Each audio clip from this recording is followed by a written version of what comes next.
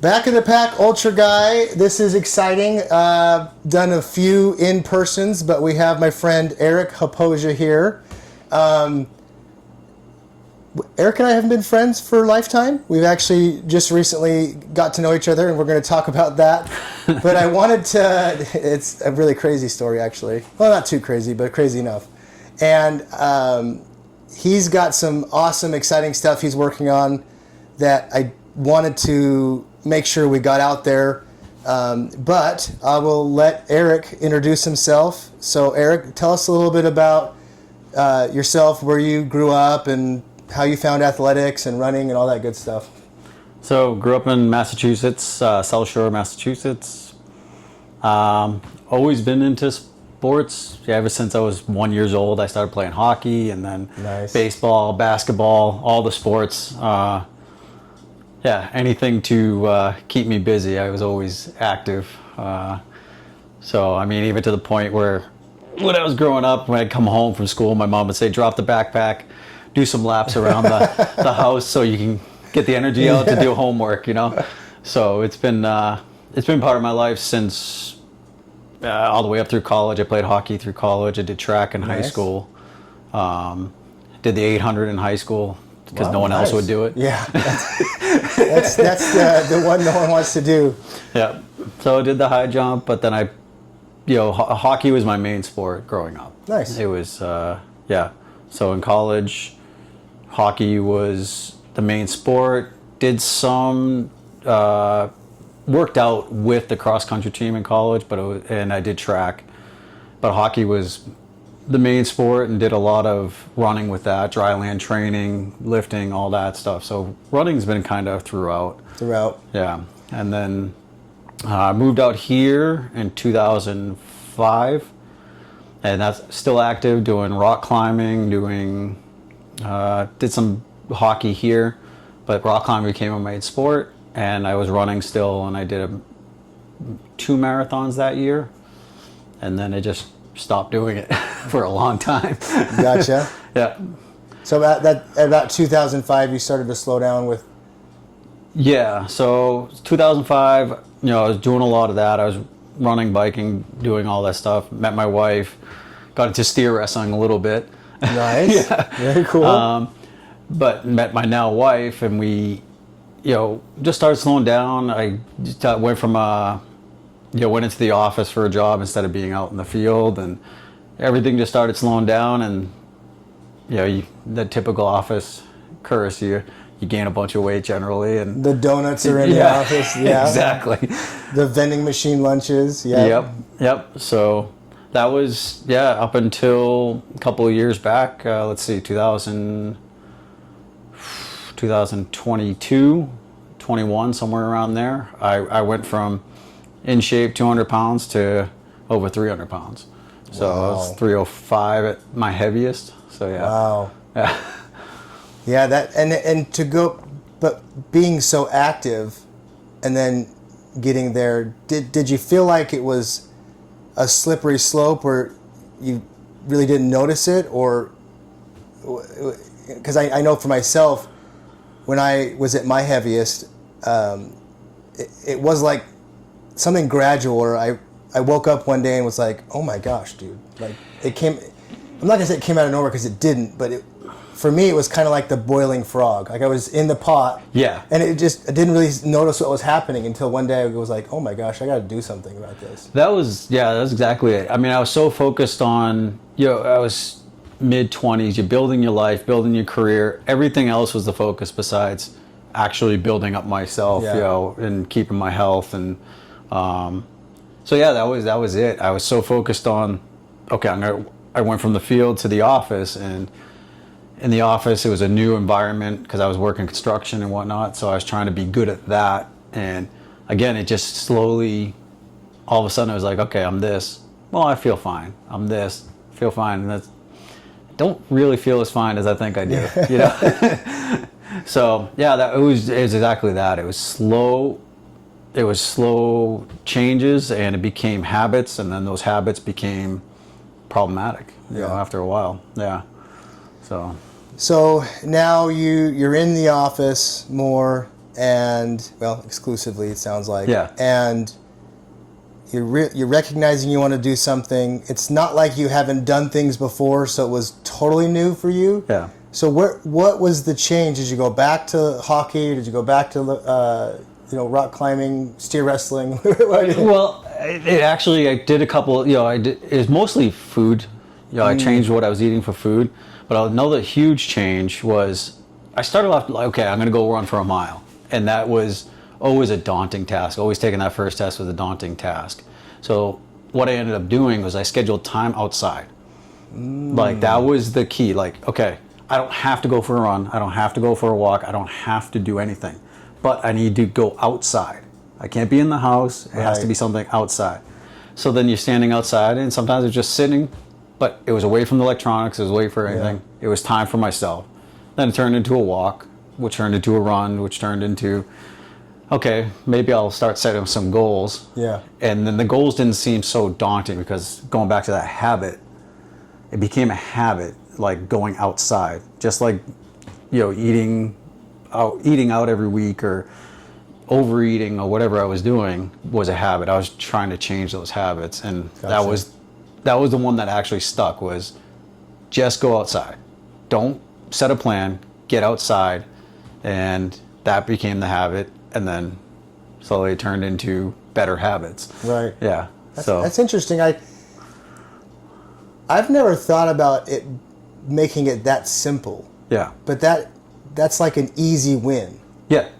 Versus like I'm gonna go out today and I'm gonna go hiking, or which isn't bad, but then I don't want to drive and don't have enough time. But getting outside, you just walk outside. Yeah. And now that you're there, it's like, what am I gonna do? Yeah. Just sit here on the ground, Yeah. And you have to make it simple. We've so many things that I had incorporated into my, like, and it's not only that. It's like the inconvenience. Once the habit of sitting around is this habit of sitting around, it's inconvenience. Oh, and we're so good at coming up with excuses. Oh, I got to drive. I got to go do this. Oh, but the kids want to see me, or dinner is going to be soon. Well, go outside for a half an hour. Yeah. If you don't have a half an hour for yourself, then there's some bigger things you need to be addressing as well.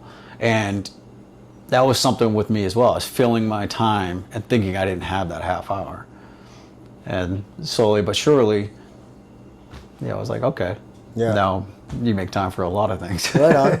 So what else is happening in life right now as you are starting to make these new goals?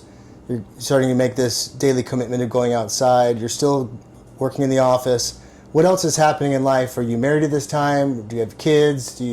Yeah, so we're married. We have 2 kids at this time. So again, this is like 3 years ago. And I was just starting this, and then, my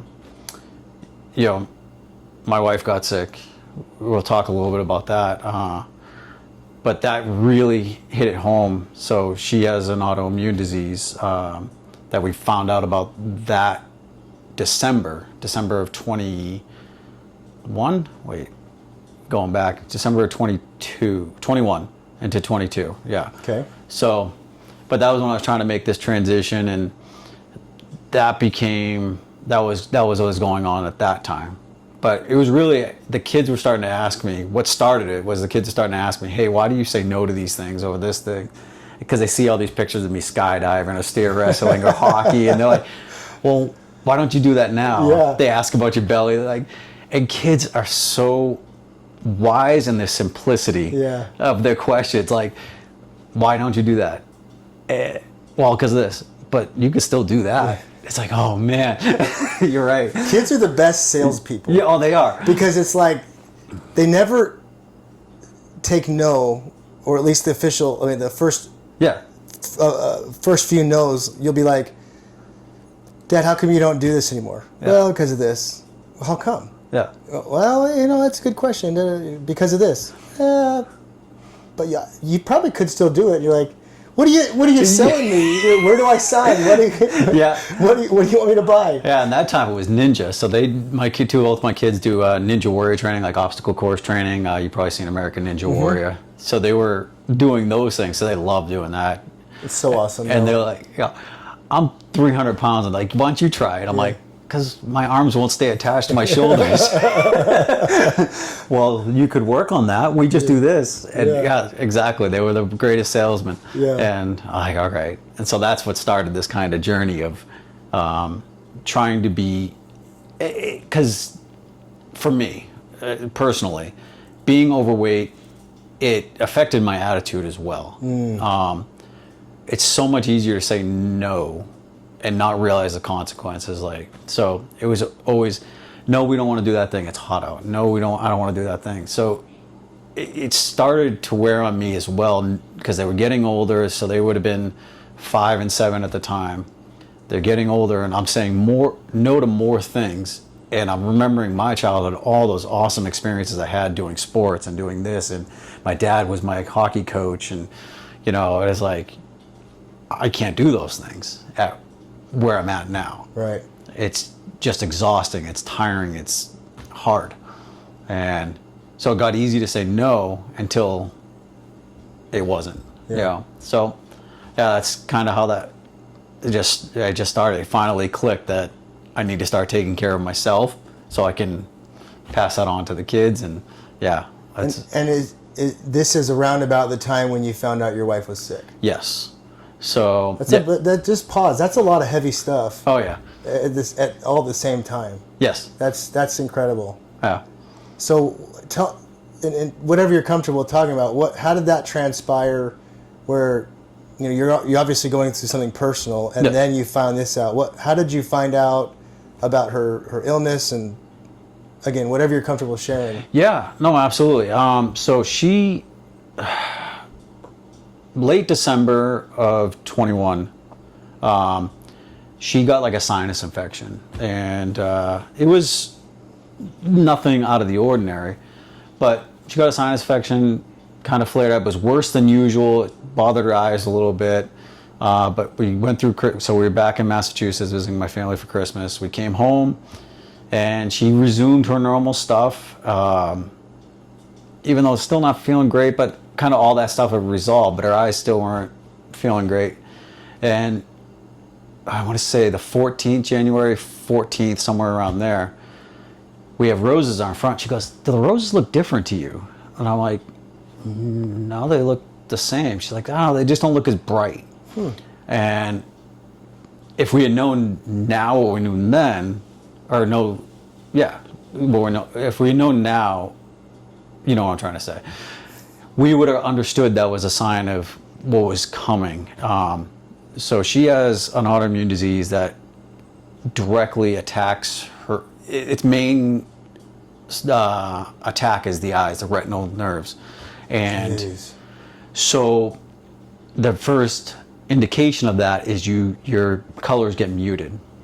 So she was starting to not see as much color saturation. Fast forward 2 weeks, maybe 10 days, she was completely blind in her right eye, and her left eye had no light vision whatsoever in her right eye, and her left eye was like 30% color saturation and very blurry. And so she went to so I'm getting a little ahead of myself. So she noticed her vision was blurring within that 10 days. Went to her eye doctor. They said, you need to go get a scan. This isn't good. So they went to the hospital to get a scan. She spent 24 hours almost at the hospital, something like that, overnight before they got to her. Came home, things were worse. And then we got at that 10-day mark, that was when we got into a neuro-ophthalmologist. And her right retinal nerve had swelled to 3 times its size, and the left one was going the same way. So yeah, now we're at that point where she can't see out of her right eye, nothing, and 30% color saturation and light getting through basically on her left eye. So that's when we said, okay, we don't know what this is. They didn't know what it was. They're testing for tick bites and cat scratch fever and all these things that you've heard of them, but you don't actually know anybody that's ever had them, or at least I hadn't. And it came back, it was this autoimmune disease. So, but during that week, and it was funny, in preparation for this, Michelle brought out some old paperwork. During that week, I had a Excel sheet of all the appointments that we had going on. Oh my gosh. So people could pick up the kids, do this, do that, because there was so many. There was one point she was in a chair getting high dose steroids to reduce the swelling in her eye in this arm. And then in this arm, a person from Mayo Clinic had drove down to take her blood out of this arm to test it for different diseases. So she's laid up like this. Yeah, it was pretty intense. And yeah, it was after a week of, 1,000 milligrams a day. So I don't know if you know anything about steroids, but that's a huge amount. You know, like prednisone that you take is, I think, is like 5, maybe 50. Wow. Or 25, somewhere in there. Holy cow. She's taking 1,000 a day just to reduce the swelling. My gosh. Yeah. So she got most of her vision back within, I want to say 2 to 3 weeks after that. So she still has blind spots right here. So she can't, like, if you look down, you could see your nose.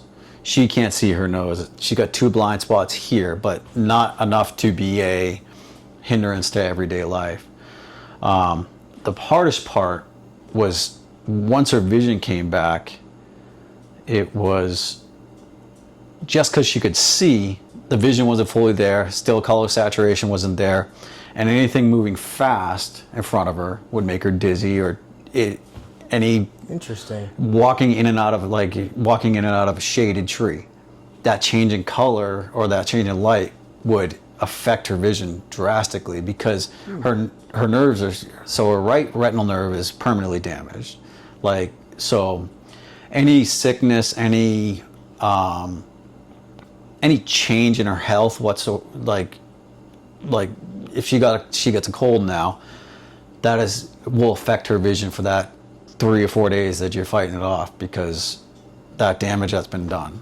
So, but yeah, that was she wasn't able to drive or feel comfortable in a unfamiliar space for probably, I think it was until August, so 6 or 8 months. And oh my gosh. It was intense. I mean, she was amazing though. So her grandmother had some ocular issues when she was growing up, and her grandmother had gone blind from a totally different, unrelated thing. But she had watched her grandmother work her environment to her advantage. So as soon as this started happening, she went into work mode, and she was just incredible. Like, she's like, you take care of the kids, you take care of this, you take care of that. But I got myself, and obviously had to help her out with getting to her appointments, stuff like that. But in the house, she made sure she was still doing the things she could do. She wanted, it was just amazing watching her work. Well, that's a testament to who she is, because it's like, I don't know if I'd respond that way. No. I would be like, I'd be a mess. Yeah. I'd just be like, okay, well, I'm done. Yeah.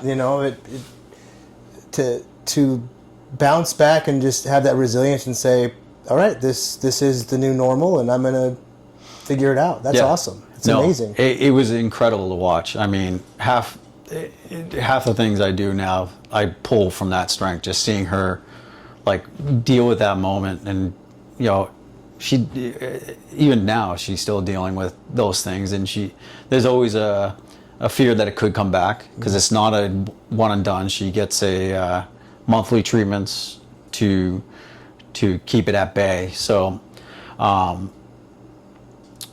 it's a rare disorder. It's a rare disease, and it used to be associated with MS. And because it works similar, but MS is a degenerative, constant degenerative disease that are slowly, whereas this is, it attacks, and then goes away. And then if you have a second attack, from what they're telling us, if you have a second attack, that's usually you're not getting your vision back. Like the fact that she got her vision back this time was pretty miraculous as much as she got back. Like I said, probably 2 or 3% down here where she can't see her nose, but that's not a huge visual field that you have to worry about. So where it is and how much she lost is pretty miraculous. And then the second attack, they say you're probably not going to have the same results because that damage is already done. So if it happens again, so that's, yeah. I can't imagine, this is something, when you use the words rare and, kind of like MS, autoimmune, I can't imagine it's like something you go get over-the-counter Advil for. No. The way you're describing it in my mind, I'm thinking, oh my gosh, that's got to be expensive. Yeah. So it's expensive. It's very expensive. We have an organization that helps us out called NORD, National Organization of Rare Disease. They help with copay assistance. They're a huge nonprofit. They do copay assistance. They help find care teams. They help. They have different organizations around the country that share information about rare disease or rare disorders, and that's what is it? Less than 200,000 people have this thing. It's considered like I believe that's the number. So, and with her. Jeez. It's like 15, 20 years. They just realized what this is. It's called MOG-AD, and it basically strips myelin off your nerve endings, and then you have the inflammatory response. But it was always considered part of MS. But yeah, NORD, is the company, is the charity that helped us out with mostly just copay assistance. We found them a lot later in the process of this whole thing, but they've helped our family, and it was like probably, I believe it was June or July. So we're 5 or 6 months in. I've been making calls, and the one she gets now, they're $60,000 per infusion. But she was doing another one before. Those are $90,000. Oh my gosh. So she was doing both of them in tandem. And does insurance cover any of this? No, not at first. They weren't. They've worked, again, another thing that we've worked out. But at first, it's because it's a rare disease. They don't have a FDA approved course of treatment for it, even though they've been treating it like MS for years. They don't have what they call an ICD-10. I forget what that's called, but it's basically a code that says this is what we charge it to. So that became a huge issue where now you're calling all around to different organizations because there's a lot of copay assistance organizations. But I'd call one and they say, hey, we don't support that one. Or you can call the drug manufacturer a lot of times and they'll cover that. But there's a stipulation where you have to be rejected from another place first, which is a weird thing. Like, so you have to go to this copay assistance and say, hey, I can't get help here. I got rejected from this organization. Then the drug manufacturer say, okay, we'll cover this. Well, you can't get a rejection if they don't, like, it's not considered a rejection if they don't cover it. Like these copays and rare diseases, a lot of times these copay assistants don't cover that disease, or they only have so many limited slots for this disease or that disorder. So, where hers is, again, rare, they're like, well, we're not going to give you a rejection because we don't do it. Right. So we can't, there's nothing to reject. Oh my gosh. So that was... Talk about red tape. Yeah. Oh, it is. Holy it cow. is. It's unfortunate, but it was a lot of that. And it's like, okay, so what do we do?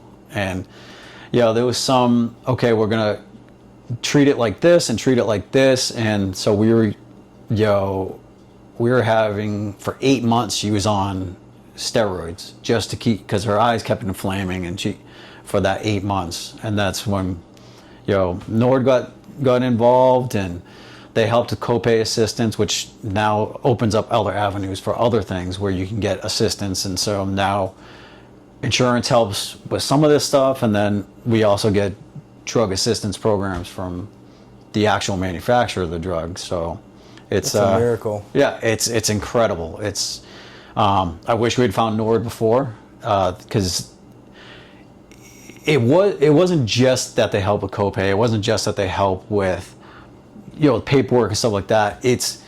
They've dealt with this so many times. It was nice to talk to somebody that was like, we understand.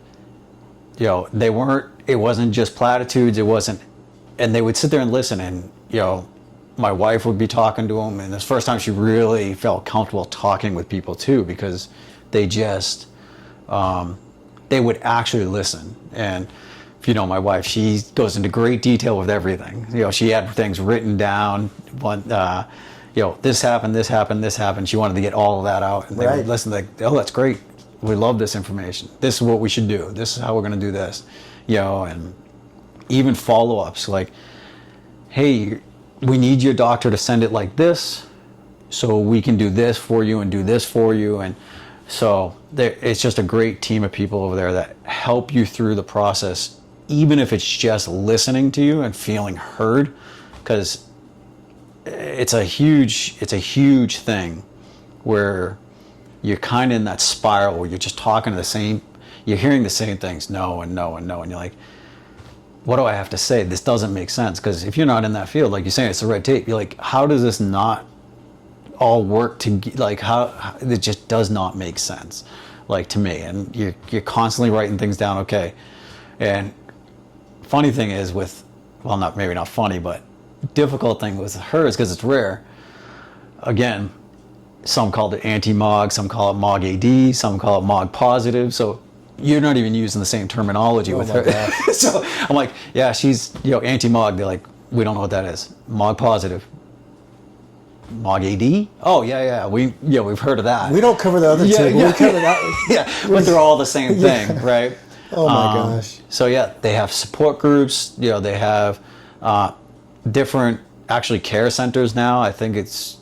I believe it's 30 something care centers they partner with, and then 330 research centers that they help disperse information, and they got online groups so you can meet people similar to you around the country. They work with outside the country, and they do amazing work with that. And I love it. Yeah, so they've helped us tremendously. Again, I wish we had met them earlier in the process. They would have helped so much more, but sure. They are just listening and just helping us with copay and opening up those doors that we couldn't open up before. It's been really a blessing. Well, I mean, that in and of itself sounds like the most difficult ultra I've ever heard of.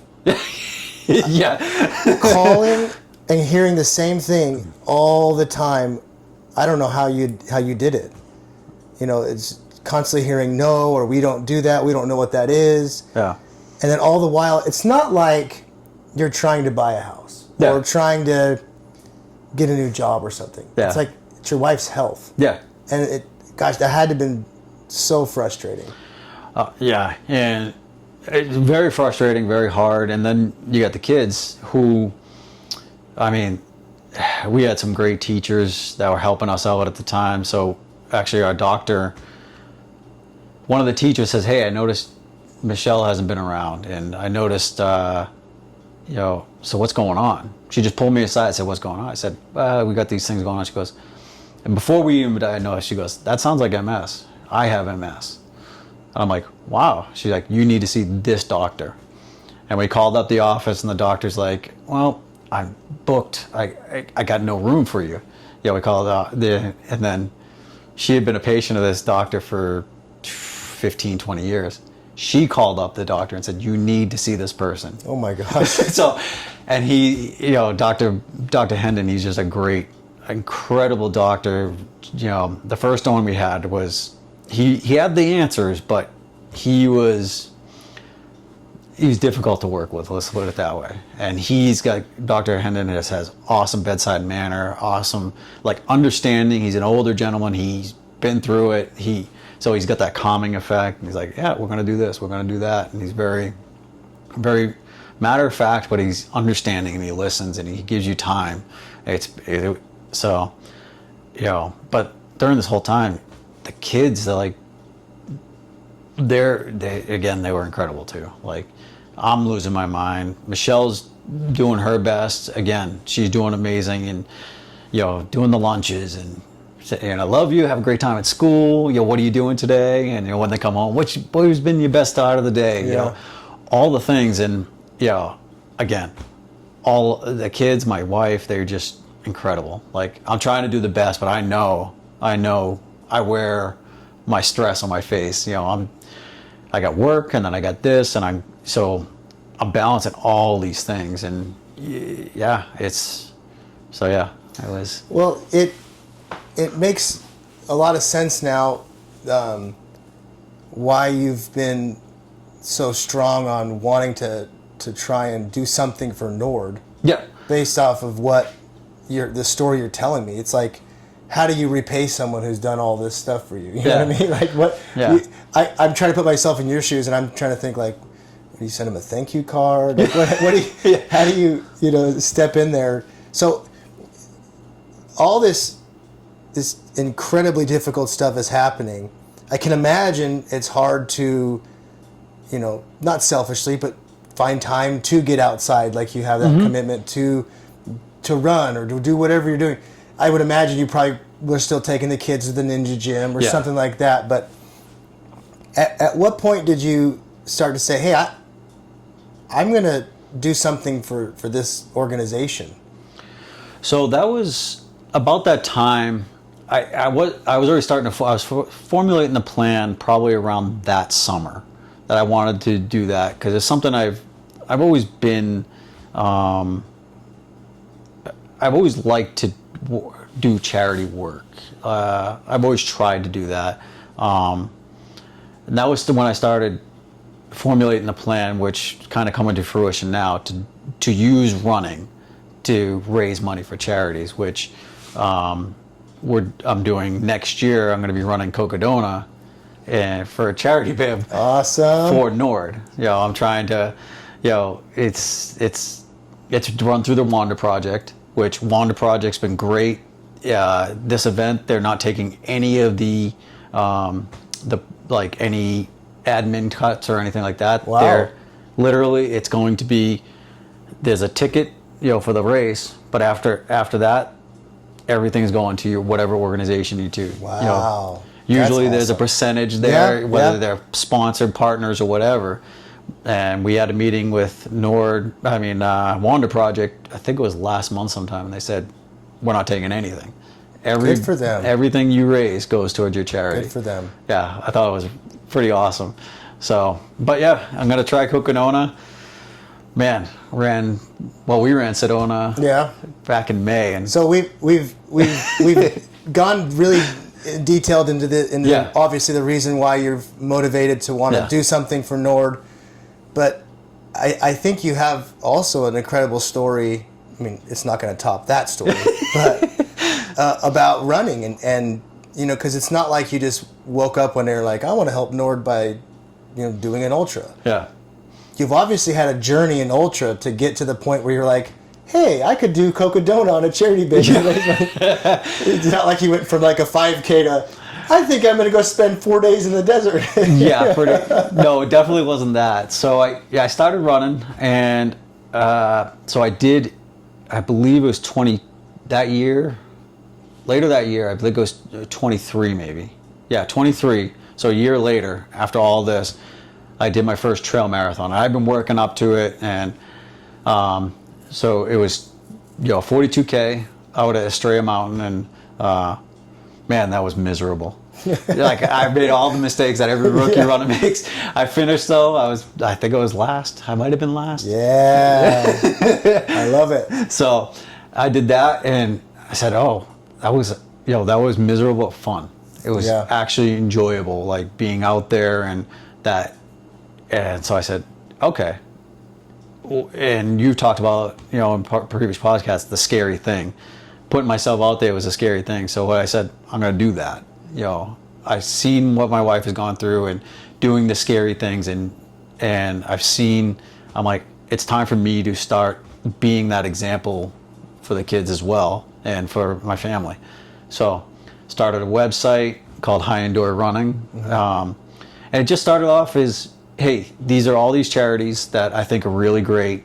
If you want to donate per mile, if you want to donate, go for it. It's either per mile dollars, or I also have a thing in there that says you don't have to donate any money. Donate time. Say, for the amount of miles you do, I'll donate 20 minutes to this charity. And you could pick your charity. And I just wanted a way to give back. Now, at the top of it was Nord, and I have an explanation why that's at the top of it, but because of the obvious. But it was the connection there. Because this is just after COVID, we're coming out of that, and people aren't making, and I was just seeing like how people help people through Nord. Like, again, it was that the most important thing. The copay system is great, but it was having someone listen to you and hear you. And I'm like, man, that is so important. That is so important to have someone be able to walk you through something, give you advice. And so I was like, man, just getting people out there. So that's how that started. And so I did a couple of races under that, a couple of failed races, because I did Chesterfield Gorge. I was trying for 100 miles. So I went from December doing 26 miles, 26.2, to Chesterfield Gorge in June. I'm like, I'm going to try for 100. Because that's the normal, you're right, progression. I didn't. I got to 100K, which was phenomenal. Yeah, for what I thought was. Yeah. At the time, it felt like a failure because I wanted to get 100 mile, but looking back, but and then it turned into, I met these amazing people. This community is just incredible. So I've just fallen in love with trail running from there. So then went from Chesterfield Gorge to, I did that. Might as well do 125 for Sedona Canyons, right? Didn't get to 100, so I'll go beyond 100. But I'll pause you there, because before you did Sedona Canyons, where we met, was we have a mutual friend, Josh, who was doing the Monster 300. Right, 300 mile. And Josh was paced me my first 100, and we've paced each other quite a bit. And so he asked me, he's like, hey, these sections are long. Why don't, can you commit to these longer sections? I'm like, okay, sure. Yeah. So when I get driven to the place to get picked up, to pick up Josh, that's where you were dropping him off. Yes. And that's where we met. Yeah. And I'm not going to say Josh was in a bad mood, but Josh was in a very rushed mood. And he's like, I just got to sleep, but I can't sleep too long. And so I was sitting by the fire, like just waiting for that door light to come on and jump out. And so I was trying to talk to you about, hey, how's it going? What's he like? And so we didn't get much chance to get to know each other then. No.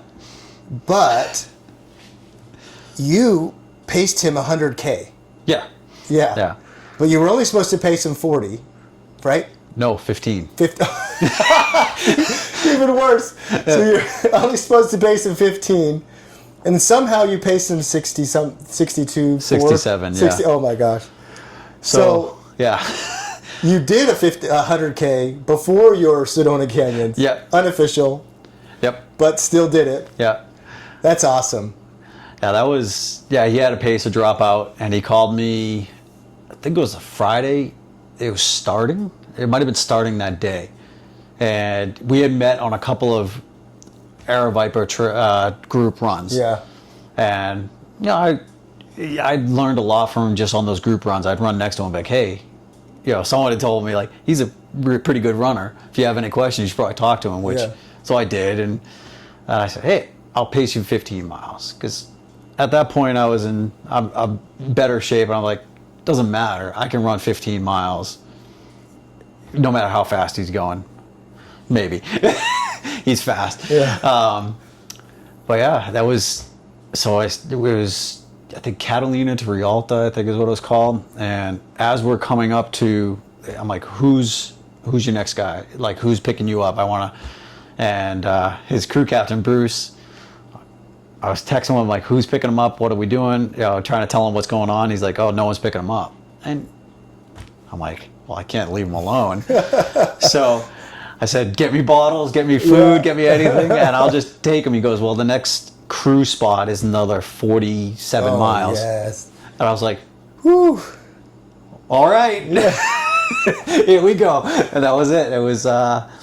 We were off to the races. It was a lot of fun. I learned a lot from him. It was just really cool. Yeah. So, well, you definitely won the MVP pacing award. I knew I was going into it for some longer stints. Yeah. And so like I was prepared mentally, but to jump in like that, that's a testament of the type of person you are, and that is not an easy course because the aid stations are so far apart.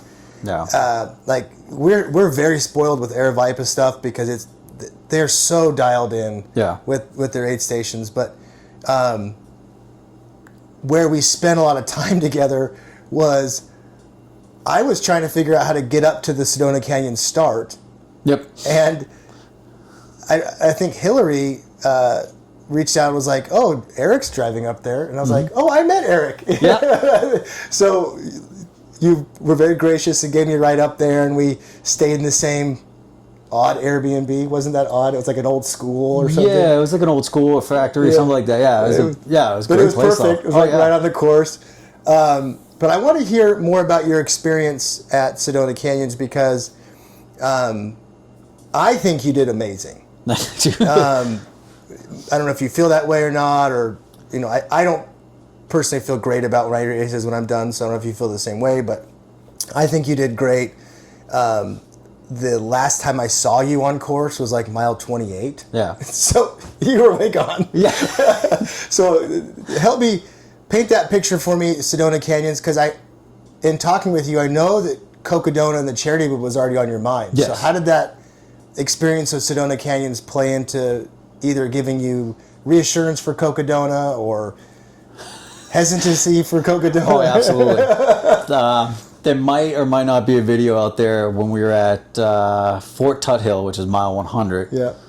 If someone asked me, say, you're going to do Cocodona next year? And I said, as of right now, I don't think I'm ever going to run again.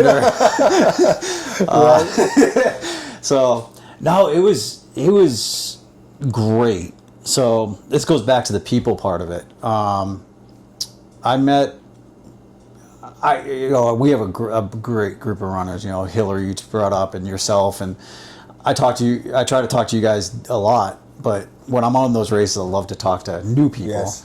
So I met January, that's her name, from Texas, and another person I met, we just called him Jersey because he's from Jersey, and that. The miles just fly by when you can have those conversations, when you can, and man, dude, it was probably so they're tough. They're always tough, but it felt good to share and to talk and to have, be out there with people.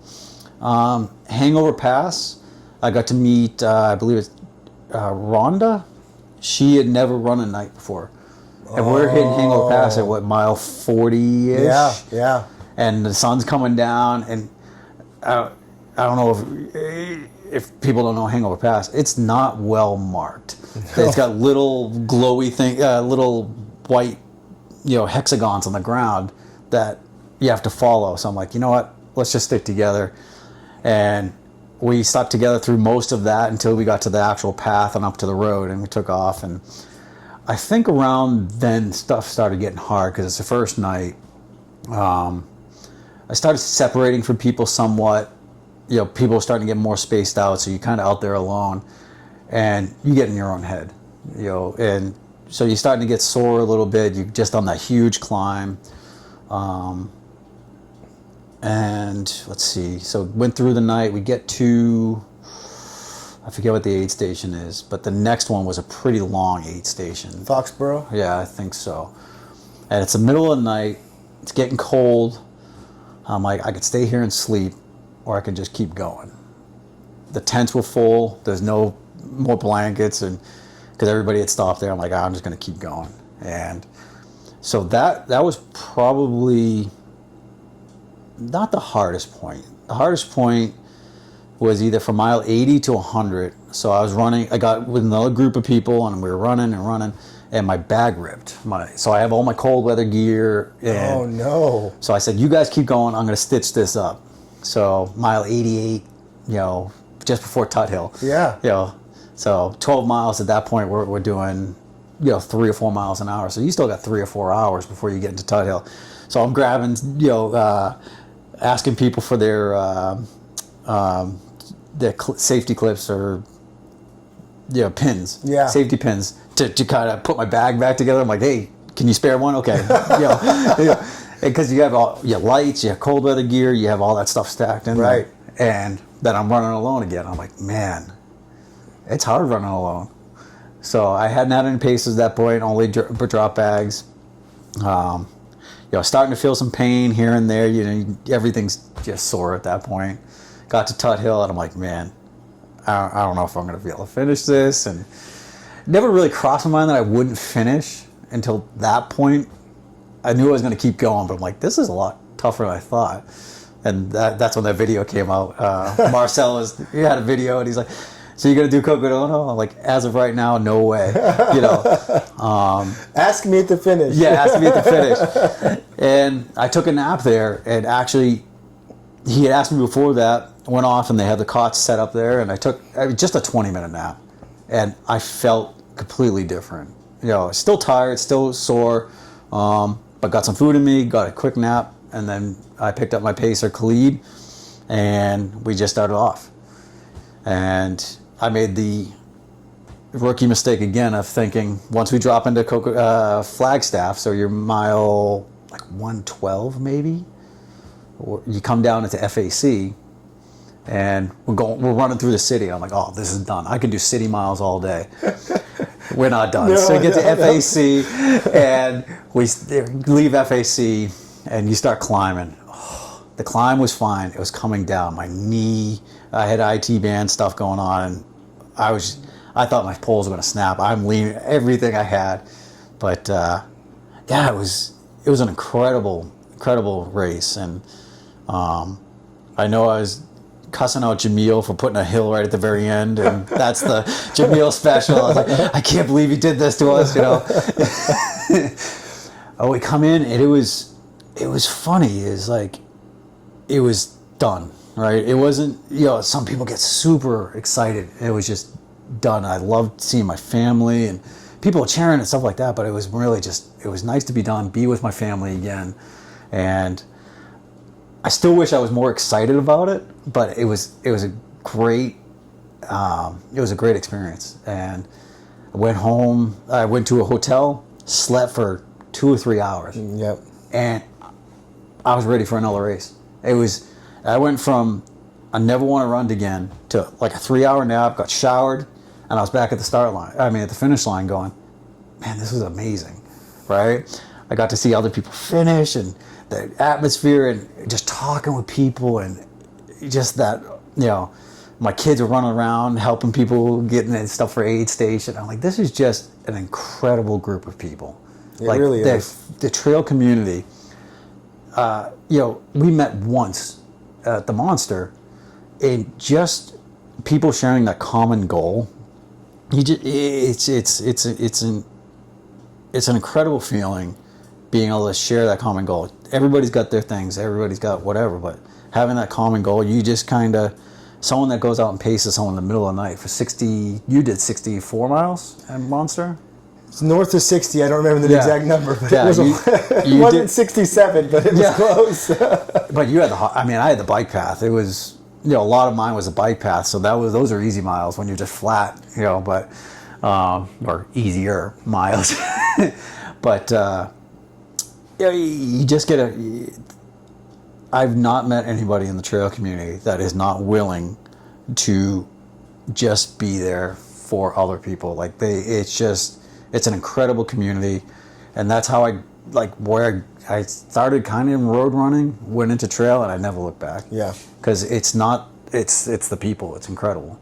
No, I agree 100%, and I would say all my guests feel the same way, but almost all of my guests, this is a main focus of why they like ultra is the community. Yeah. And the funny thing is I've talked to people from the Southwest, obviously here, back east, Australia, Canada. It's the same feeling everywhere that you go. Yeah. These people, the community, the ultra scene just breeds these really good people. Yeah. And it almost, I've heard of a few kind of jerky people, some stories about people, but I mean, I almost do want to bring it up because it's so few. I mean, it doesn't even tick on the radar. Yeah. And I also wanted to talk about something you talked about when you crossed the finish line. You were a little upset that you weren't more excited. Yeah. I don't know what it is, but I get the same way. Yeah. When I cross, it's almost like your body doesn't know it's over. Yeah. I remember crossing at Sedona Canyons, and you were there, and it was just kind of like, oh, okay, what do I do now? Yeah.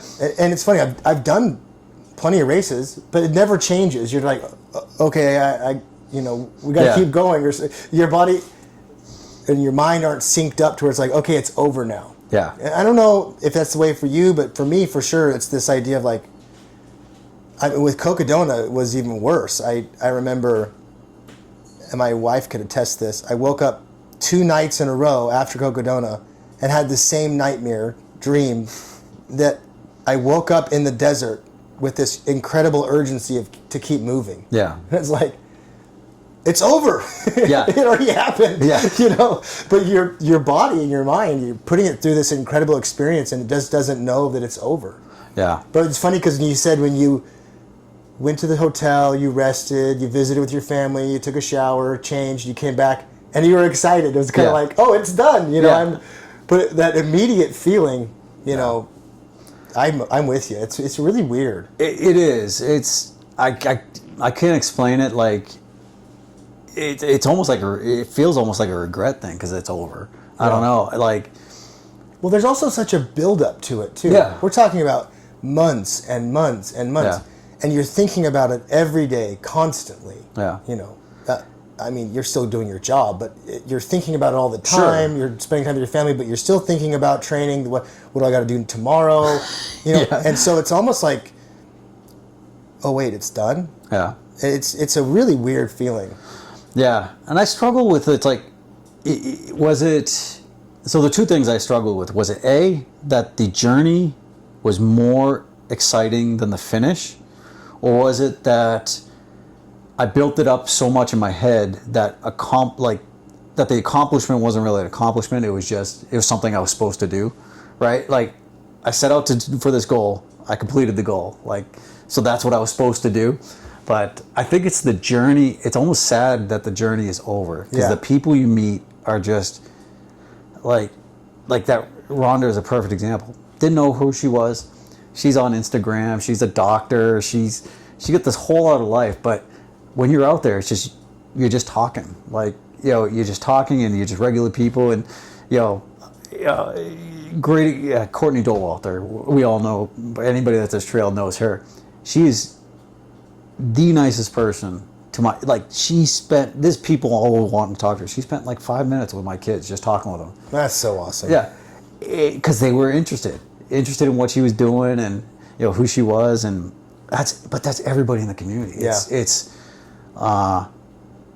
It's incredible. Like it just really is. Well, no, it's such an odd. The trail community is amazing. And I'm not saying this to take away from it because that's not my intention. Yeah. But it's a very odd relationship with each other because I don't, our mutual friend, I don't rarely ever see him unless we're spending, 20 hours out in the desert together or something. Yeah. But if I signed up for a race and called him up, he'd do it. He'd say, yeah, let's go. I'll pace you. I'll crew with you. Oh, yeah.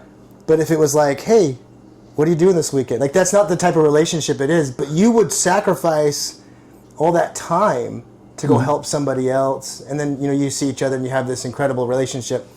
But it's very interesting when you think about it, because you think about your trail friends and you see them on the trails Yeah. or at a race or something, helping each other. And then you'll see them like in a training run or something else. But I think it's, if you think, the more I've thought about it is, what other relationship have you spent that many hours Right. with someone or a group of people? Not many. Well, I mean, maybe work colleagues or something like that. Maybe, family members, but you're talking about work, right? I think it's two things. It's the amount of time you spend with somebody, and you're seeing people, the true people, like who they really are. Like, it's not a facade. When you run 100 miles, you're sleep deprived, 100, especially Cocodona, you're 200 miles. You haven't slept really for 2 or 3 days. You're seeing people at their worst, I guess you would say. it's a good point. Right? So you get to know that person. And so often we put on these masks, or, we don't want to offend people, or we don't want to burden people. Like, I know that's a big thing for me, is I don't want to be a burden to somebody. So if I need help, I have a hard time asking for help. However, if someone asks for help, like Josh or you call, yeah, I'm there. Yeah. Talk to my wife and say, hey, Christian needs me to pay some for your whatever. All right, she understands that. And so you see people at their worst, and I would arguably say at their best, because you get to know who they are. Yeah, it's that best and worst, right? Yeah. It's just the raw person. Yeah. Because you're so tired, you're not putting on a face. Yeah. It's not like you're trying to be someone you're not, or you're trying to impress somebody. Yeah. You're just trying to stay upright and move. That's a good point. I've never thought about it that way, but it is a relationship that it's really forged in all those hours. Yeah. And the environment provides that situation where you can get to know someone. But I'd like to have you talk about the charity bib at Cocodona for a little bit, because I think that people know that they exist. Yeah. I knew that they existed before I did one, but I really didn't know how it worked, or how okay, I'm donating, but how, what does it look like? How do you sign up and all that good stuff? I think I'd like to ask you that and see if you'd share more about that, because I'd like to get more awareness about them, and so more people do it. Right. Because I just think it's pretty obscure. Yeah, I didn't know. Actually, I found out mostly about it through you, and then I talked to Xander from the Wander Project at the start line of Cocodona. Like, he had a booth set up, and we started talking about it. I told him what I wanted to do. Sold out in 10 minutes or whatever. Yeah. So, Seriously. yeah. So what it is just like signing up for the race. You sign up for a charity bib, and you go online. Race opens for, Cocodona's being one of those that sells out super fast. So I had 2 computers going, and you sign up for a charity bib. You put in your information, and the organization you want to raise for. It has to be a 501c3, so a nonprofit. And so you sign up for that, and then there's a threshold you have to meet, or you cover it yourself, of $6,000 for this race. It's different for different races. I believe, like, other races is a lot less, or not a lot less, but less. And so part of that will go through for the ticket for the race, and then the rest of it goes to the charity. So for Nord, so you submit the paperwork, say, hey, I want to do it for this organization. So then once you start, you can start fundraising. Once you hit $6,000, you'll get your ticket for the race. And up until a month before the race, that $6,000, I'm going to cover that either way. So you're responsible. Yeah, I'm responsible for it. So then you go out and you do, what you can to raise money for the organization, and it's different avenues. I've got a 5K I'm going to be being a race director for, so putting myself out there, doing social media, which I don't generally do. It's tough, dude. Yeah. I can tell you, it's been very uncomfortable to me to be behind the camera as much as I have. I've never really seen myself doing this kind of stuff, and I could agree I'd rather with run that. 100 miles and do an Instagram post. So, but yeah, it's so it's one through the Wander Project. Wander Project is just like they're a middleman, but they're great because they give you ideas. They do a bunch of different races, and they give you ideas on how to raise money. And you don't have to stop at 6,000. Obviously, they will as much as you can. So that's the process. And then I believe there's a social media portion after the race. But yeah, it's. I think different race organizations have different Wander projects, if you will, like those. But Aravaipa uses Wander projects, from my understanding. Yeah. A buddy of mine, Brad, he's actually been on the podcast. He was telling me, because I was mentioning to him that I'd like to do. He's from New York, so I was like, I'd like to do the New York Marathon. Yeah. He's like, oh man, do it through a charity bid. Yeah. And he was telling me all these benefits of doing it through the charity bid. So, a quick side story. I guess in the New York Marathon, like before they start you in waves or something, he was explaining it to me. And Brad, if I'm getting this totally wrong, I'm sorry, but you just have to like wait on this bridge area to start, and it's freezing. Especially for me. Sure. Arizona. I'd get out there, I'd freeze. Yeah. He's like, man, do it with a charity bib. You get to go to the VIP tent if you have the charity bib. And I'm like, there's perks? You're raising money for a charity, and I don't have to sit outside, and I get free bagels. Like, let's go. Yeah. But a reason I wanted you to talk through with people is racing gets expensive. Oh, sure. Yes. Like, if you think you're going to get into running because it's cheap, maybe if you're just jogging around the neighborhood, yes. Yeah. Pair of shoes and maybe some shorts and stuff. But I think it's an incredible way to race and do all these adventures and just help people. Yeah. And organizations, I don't know the one for the New York Marathon, but I like how you brought up that it's not just Wander Project. There's organizations all over in the race community there's doing this. Yeah. So it's just a good way to have these adventures, do all these fun things you're already wanting to do, but do it for something bigger than yourself, right? You go put a race on your credit card and pay it off, and that was a good time. But raising money for some organization, you're going outside your comfort zone and talking about it. I think that's such a great way to see the ultra world or the marathon world, and so I'm glad you kind of walked us through that, because I think that it's a good way for people to get all the races done and also help other people out. Yeah, because it does get expensive. Well, the race perk we got here, I mean, obviously it covers your ticket into the race. But other than that, you get to raise money for charity. That's your race perk. New York Marathon, I guess you get, like you said, the VIP. I know, growing up in Massachusetts, the Boston Marathon is same idea, and they get the VIP treatment and all that. Wander Project, just like, we want to help you do this thing. And I don't want to. I'm not trying to take away from Wander Project. Absolutely. Yeah, no, they were great. When I worked with them, that all costs money. The VIP stuff all costs money. Yep. I like the fact that they're saying, we want to cover your race ticket, and then everything else is going towards your charity. That is incredible. A Wander Project does not have to do that. Yeah, especially in your case with they worked with Nord and came up with that agreement. That's awesome. Yep. So it's everything. So it's.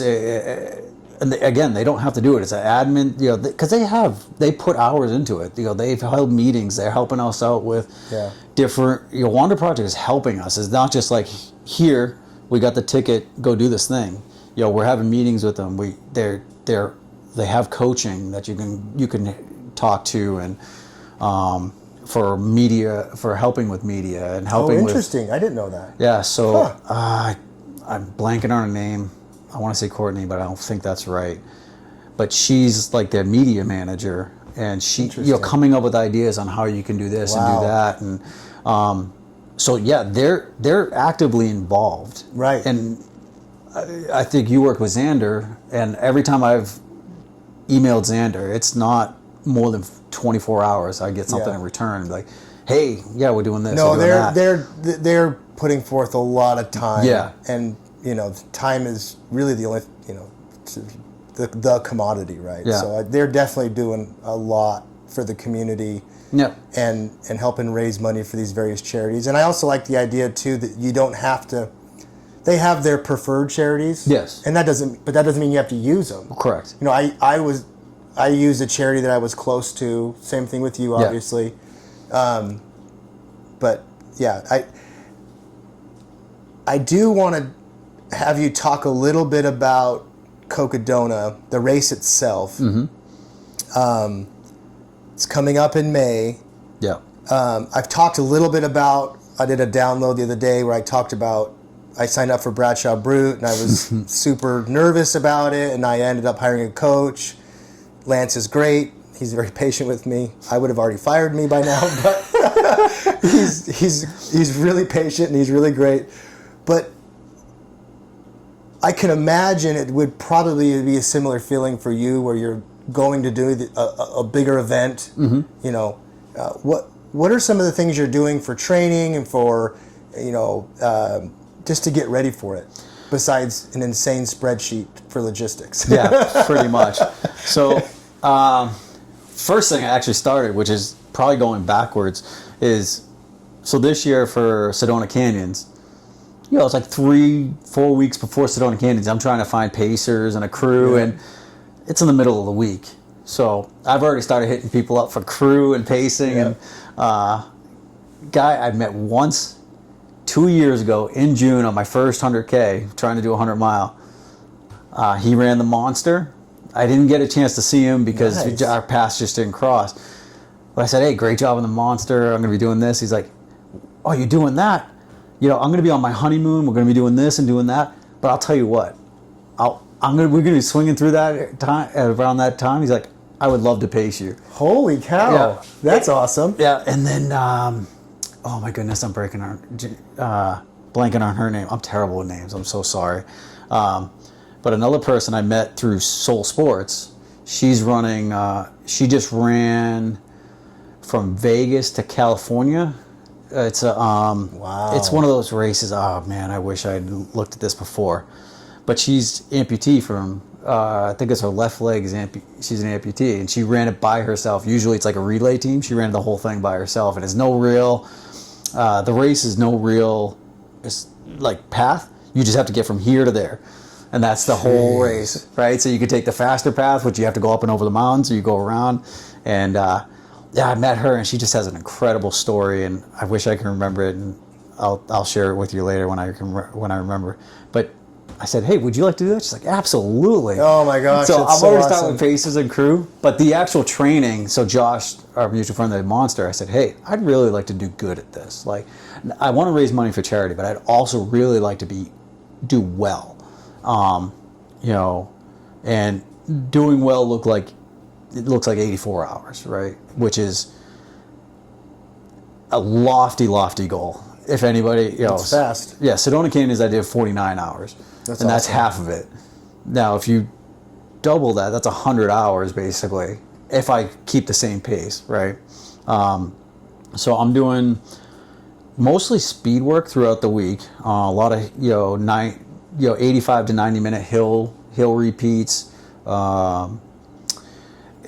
Shorter runs, but faster tempo runs throughout the week. So hill repeats, interval training. Monday, Tuesday, Wednesday, Thursday, Friday. Monday's my day off. I still run with the Air Viper group because I'm a glutton for punishment. Huge importance is doing weight training. Like, I think that's the common mistake for a lot of first-time runners. They run and run and run and run. And all those little muscles, so you have to do weight training. Weight training will take you so far. And then the weekends, it's just long hours. It's mostly time on feet. So it varies, but it's like 6 or 8 hours of running, and then you'll do 6 or 8 hours on time on feet, just hiking, being outside, moving, because that's a big part of it, is just time on feet, being able to move. So that's the training part of it. Yeah, it's simple in form. It's hard in you know how that goes. Finding time is that's what I was gonna say. It is almost like a second job. Yep. It's like a part-time job. Yeah. And I think one thing that goes unnoticed, not saying, just excluding only people who are married, but any type of relationship, partnership, whatever your situation is, Yeah. your partner, your spouse, your kids, they're the ones who pay a big price for these events. Yeah. I don't think people realize that. I know, at least in my life, that is the case. No, same with mine. I mean, so I had this. So Sedona Canyons is a great example. I wasn't going to run Sedona Canyons because my kids had a dance recital, not a dance recital, like a end of the year recital. So they're doing singing and because it's the end of the school year, and I was on the wait list, and then the wait list said, "Hey, you can run." So this is, I want to say February, not maybe before that, but doesn't matter. And I told the kids, I'm like, "Hey, I'm not going to do this, blah, blah, blah, but it's pretty cool that I got in, huh?" And they're like, "Yeah." Well, they had a meeting together, right? Nice. And they told my wife that, I think Daddy should do this. And so then they came and told me, and I was floored. They're like, "You should do this." I'm like, "You sure? I'm going to miss this and this." And like, "Oh, you've been to everything. And yeah, you should do that." Dude, you got some good salespeople. Oh, they're amazing. So, and now... What's holding you back from doing this? Yeah, exactly. What can we do to put you into this deal today? Yeah, I know. They're That's so awesome. And then with the training now, it's something that I made a priority. My family's my priority. Right. And they're my, they always say, "What's your why?" Right? They're my why. So every race, you have your essential gear. My essential gear is I have a little baggie of like little notes they've written me over the years. Oh, that's like, awesome. You're number one in our eyes, whatever they are, different things. And same thing with my wife. Like when I traveled to Israel, for work, she made a little binder of pictures, and she had notes in there, and I have some of those, and it's just a reminder of what I'm doing it for. And obviously it's charities, but it comes down to when it gets really hard, you're doing it for your family. And so they have a blank check basically where I say, "Hey, I'm doing these things. Here's my training schedule. This is a lot of hours. If there's ever a time that Daddy needs to be home," and this is for my wife, my kids, they know this, anytime you just need to say so. Otherwise, I'm going to go out, I'm going to tell you, I love you. And sometimes it's 2 a.m. Yeah. Especially now where it's 120 degrees sometimes. So hot. But yeah. So so it's difficult because you have to get up early. You have to, the training's difficult, but it's worth it. I mean, some of the best mental times I have is at 3 o'clock in the morning, 4 o'clock in the morning, sun's not up yet, don't have any music on, I'm just running the trails, and you just hear your feet. Yep. You'll hear a bird or coyote or javelina scruffling around, but it's just that sound and just being out there. And man, it's an incredible feeling of just moving, being able to move with your feet and be out there and see the things you see and just be it's just really great. I mean, I know people listen to music and they do all that. Every time I've listened to music, I end up taking off 5 minutes. I'm like, no, I'm good. I love hearing nature and just being out there and being aware and looking, and it's so much fun. It's interesting. I had another guest, Andrew Maine. He doesn't use music at all, and he that's exactly how he described it, almost to a T. That's his time. It's his getting centered. He use different words, but it's the same idea that I am the opposite. But it's not necessarily just music. I do a lot of like podcasts or books and things like that. But and I mentioned this to him, the times where I haven't or forgotten headphones or something, Yeah. I go, why don't I do this more? Yeah. You know, like why am I, you know, it's just a habit. But Yeah. I've really enjoyed the times where I have forgotten it or whatever and didn't have it with me. But I think I should try and adopt that more as a conscious choice to not bring it. Yeah, I mean, it's not for everybody. I mean, I know I listen to podcasts and audiobooks and stuff like that, and that's another way to put, for a mental load. For me, it's just, it doesn't fix anything being out for a run, but allows me to say, okay, this right here, this is the problems. I can put that down for right now, and I can go for a run. Yeah. And it just allows me to put those things down. And sometimes I bring them with me and I think through them, but more often than not, I'll be on a run and I'll be thinking of just random things. Sometimes a random song will pop in my head and I'll just, sometimes it's a hymn, sometimes it's a song I haven't heard for 20 years, or I'll just stop and watch the sun come up. Yeah.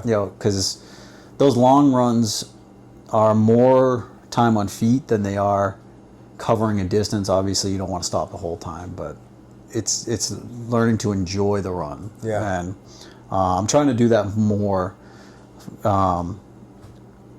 because I'm very competitive, grew up sports, and wanting to hit kind of that really lofty goal of 84 hours or something along those lines. You can find yourself pushing harder and it becoming a job. Yeah. And it's not going to be that. I'm trying not to let it be that. I'm trying to let it be fun and enjoyable, and that's what it's supposed to be. And that's what it's always been. And if it stops being that, I mean, I was on Strava for a long time and then I was off of it. Because that was what it was. I was like, oh man, I felt guilty for not going for a run because the graphs and all that, I'm like, don't need that. And so it's Right on. yeah. Yeah, I have found a very healthy relationship with Strava. Yeah. Where I'm not like, what's the PR on this segment? It's like, I've definitely gotten over that. I do like the social aspect of it, but I can see it especially for someone who's very analytical and competitive, there'd be like just a nightmare. Yeah. Like, oh my gosh, you beat my time by 3 seconds. I got to go back out and get it back. No, I've gotten pretty healthy with the Strava as well. Strava's great. I mean, it is great for the analytics of it to a certain extent, but No, yeah, you're right. You have to have the right perspective with it, because it's not something that it's like, if you are that competitive and you really are analytical, you could just be staring at numbers for hours and be like, oh yeah, I forgot I did Black Canyon 100K. Oh, and nice. I forgot my watch for that one. So I didn't even have my watch for that. I was just running, and our friend Hillary was in it, and that would be an interesting experience where you're not able just to stare at your watch.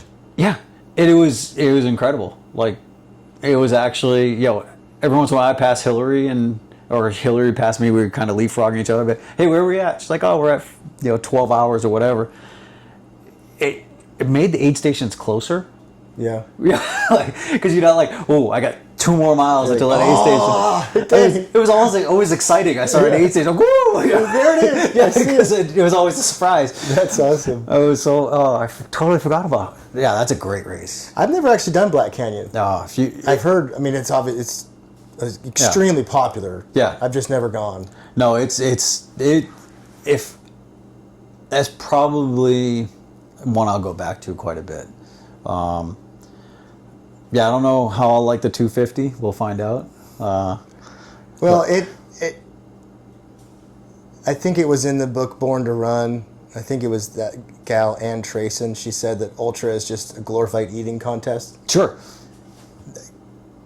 I'm not taking away from Cocodona. It's nasty, it's hard, it's tough, but it's an eating and sleeping competition. Sleeping, yeah. I think from Sedona Canyons, I was talking to a bunch of runners. They were like, oh yeah, I slept like 3 hours.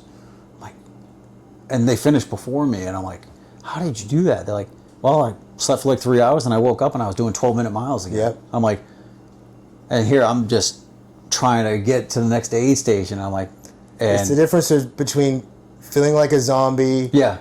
just trying to stay upright, Yeah. and really giving your body that time to reset. Yeah.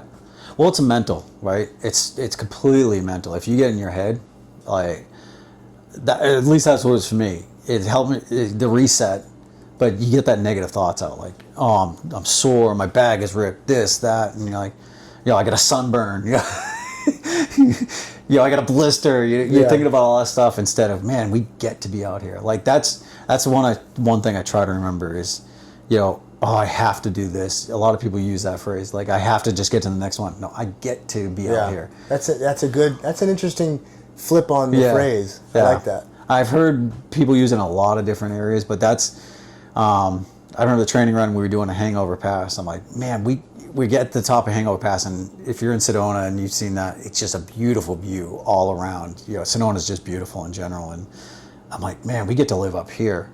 Like we've trained to the point where we get to live up here and see this, and not everybody gets to see that, and it's I wish that for everybody. And I would say my hardest race ever was, again, those first days of just get outside. Like those were harder days than some of these days I spent on the ultras, like because you have all that self-doubt, you have all that I did this to myself kind of idea. Man, those were the harder days. Like, so it's, and then with my wife's stuff, it's like, I compared it to running an ultra to somebody to help them understand. It's running an ultra with not having an end in sight. So like those backyard ultras, but we didn't know, we still don't know if this ever will come back, what that looks like. So, it's fun. We get to do it. It's so much fun. That's a good way to put it. An interesting perspective on that situation and experience you guys are going through, where you really, it's an ultra where there's no aid station. Yeah. It's like, well, Nord's the aid station now. They help a lot. Yeah. But what I mean is, like, that feeling where you're going, you're like, it's got to be around this corner. Yeah. It's got to be around the next corner. Yep.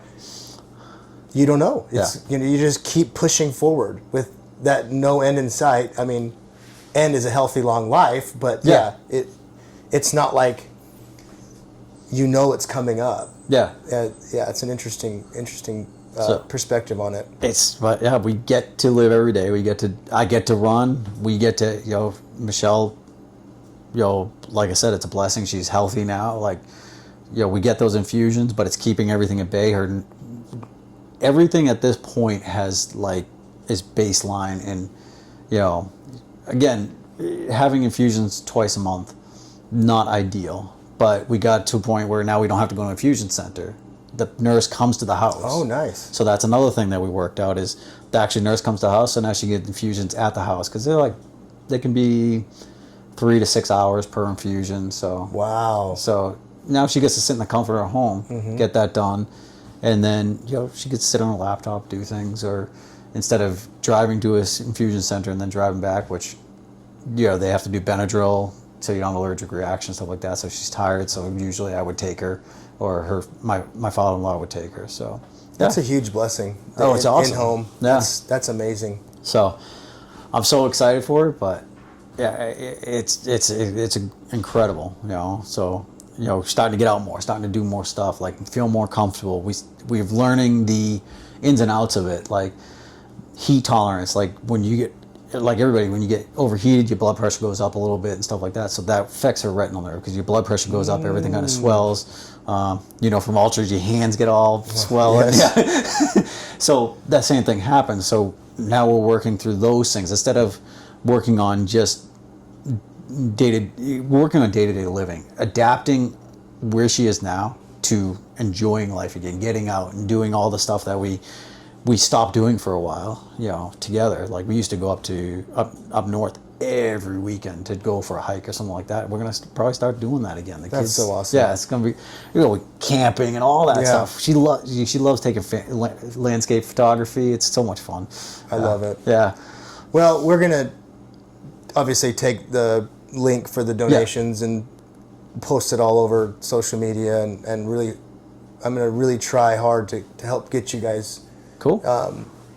Get you guys some donations. But I do give a gift for every podcast. So I'm going to send you something from Death March Running Company. Cool. But I'd also like to make a donation. Okay. So we'll do that, and hopefully it'll get you closer. Where are you at right now in the 6,000? I'm at 700 right now. Nice. Which you've already done a donation. Which yeah. Yes. Yes. But we're going to do it again. Oh, well, thank you. So we're at 700 right now. I mean, we're just early stages of it. Yeah. I think that 5K we're doing in November will bring in a lot. Yeah. And well, let's. yeah. I'm gonna make sure. Sure. Yeah, I want to share that too. Okay. I want to make sure anyone local can come. Yeah. Because it's obviously for a great cause. Yeah. And why not hang out with a bunch of cool people and yeah. have a common goal in mind. You know? So yeah, I'd love to share that. But anything you want to share before, like any shout out, or where could people find you? Because I definitely want people to follow along with you as well on your journey. Yeah. So my Instagram is High Indoor Running. So High Indoor, and my website is highindoorrunning.com, and that's where you can go and kind of see the stories of the different things, kind of what drives me, missions, goals, or you can just, again, there's a thing there where give me challenges or you just communicate with me. I would love to hear stories, like, because that drives me too, is like hearing your stories. I don't even need you to donate or anything like that, but hearing your stories, because I love to hear.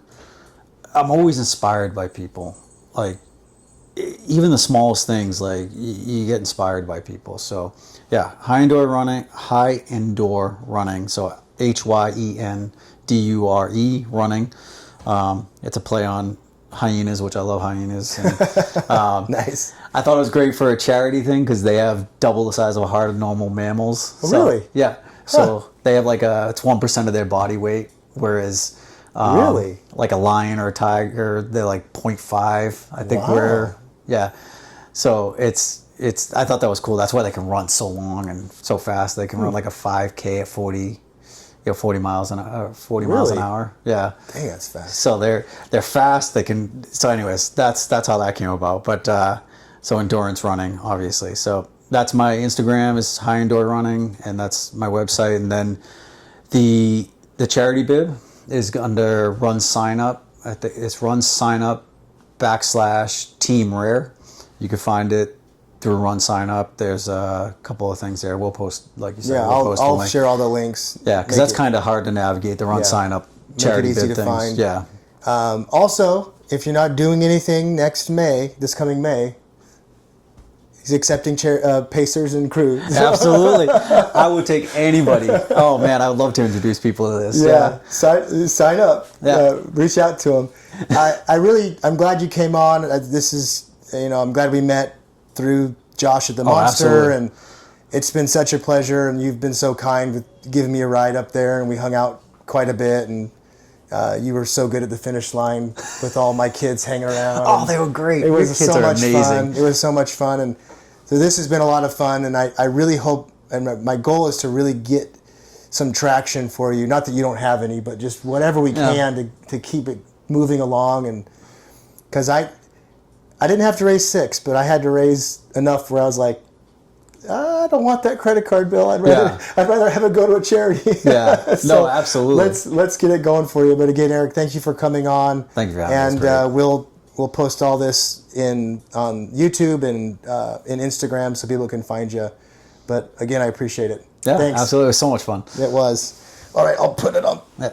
Stop it.